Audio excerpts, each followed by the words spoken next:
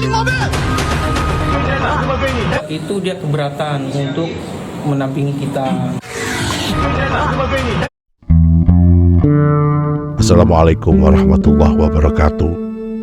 Selamat malam untuk semua teman-teman yang mendengarkan podcast kisah nyata di channel kami ini.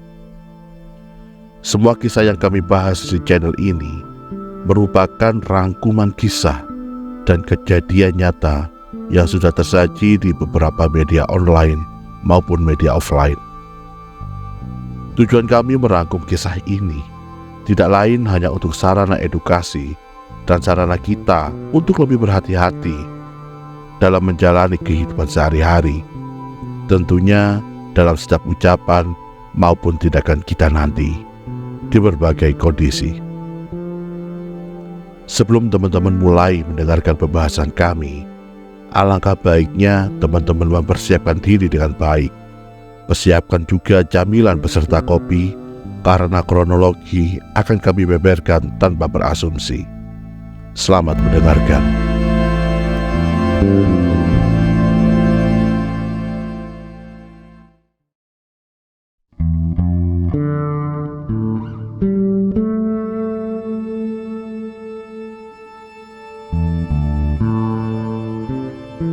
Tanggal 31 Desember 2024, seorang pria bernama Ajat Sudrajat menyewa mobil Honda Brio dari rental milik Ilyas Abdurrahman dengan estimasi sewa selama 3 hari.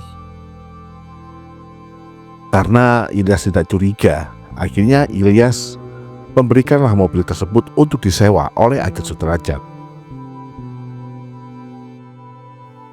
Ilyas sempat mencurigai karena pada tanggal 1 Januari 2025, tepatnya pukul 23.00 WIB, GPS yang terpasang di mobil Brio tersebut terdeteksi telah dicabut, sehingga hal ini menimbulkan kecurigaan dari Ilyas Abdurrahman selaku pemilik rental.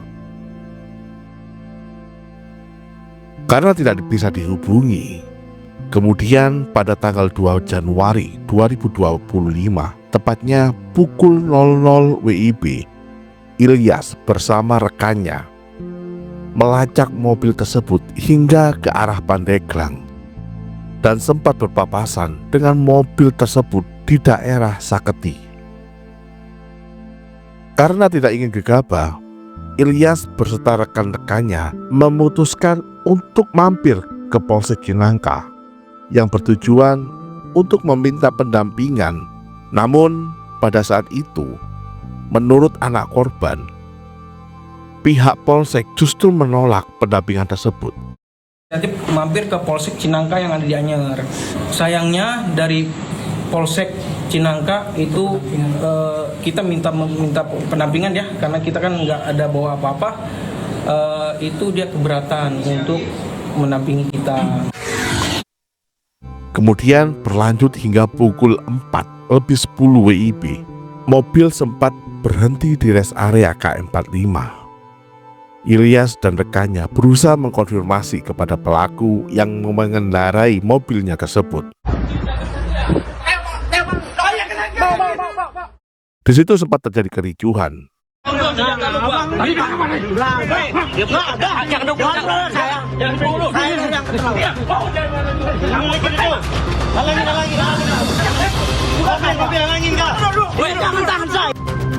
Hingga tiba-tiba 2 orang pelaku lainnya melepaskan tembakan ke arah Ilyas dan rekan-rekannya.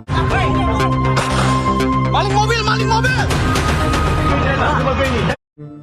Hingga Ilyas terkena tembakan di bagian dada dan di tangan kirinya. Sementara rekannya mengalami luka cukup parah. Dan setelahnya Ilyas meninggal dunia saat mendapat perawatan di rumah sakit. Sementara rekannya dirujuk ke RSJM Cipto Mangunkusumo, Jakarta untuk dilakukan perawatan intensif. Polisi menemukan 5 selongsong peluru kaliber 9 mm di lokasi kejadian dan masih melakukan penyelidikan untuk mengidentifikasi pelaku serta motif penembakan. Terkait insiden penembakan tersebut, ada beberapa perbedaan pendapat antara pihak keluarga korban dan juga pihak kepolisian mengenai permintaan pendampingan sebelum kejadian. Versi keluarga korban menyatakan bahwa saat pengejaran terhadap pelaku yang diduga membawa kabur mobil rental mereka sempat meminta bantuan pendampingan dari Polsek Cinangka. Namun, permintaan tersebut tidak dipenuhi oleh pihak kepolisian. Kita minta pendampingan ya, karena kita kan nggak ada bawa apa-apa. Itu dia keberatan untuk mendampingi kita. Tetapi berbeda dengan kepolisian, Kapolsek Cinangka AKP Asep Iwan Kurniawan membantah adanya penolakan pendampingan. Ia menjelaskan bahwa pihaknya tidak ingin gegabah dan perlu memastikan situasi aman sebelum bertindak. Selain itu, disarankan agar korban membuat laporan resmi terlebih dahulu sebelum pendampingan itu dilakukan.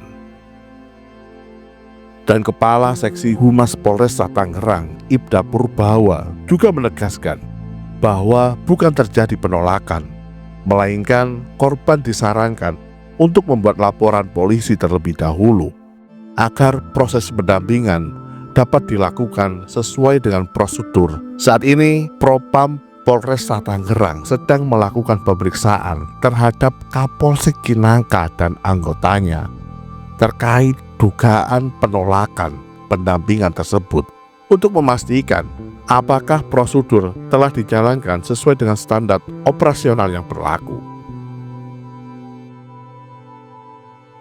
Ya, semoga ada titik terang dari kasus ini, minimal para pelakunya tertangkap. Mengenai pihak kepolisian yang menolak atau bagaimana, ya kita kurang tahu. Kita tinggal menunggu saja bagaimana reaksi masyarakat dan juga reaksi polisi ke depannya. Soalnya kalau urusan lagi tegang, lagi ngejar, harus membuat laporan dulu, menurut kami ya kurang efisien, karena takutnya pelaku ini semakin menjauh. Tapi kalau memang diperlukan kehati-hatian dari pihak kepolisian, ya kita mana tahu.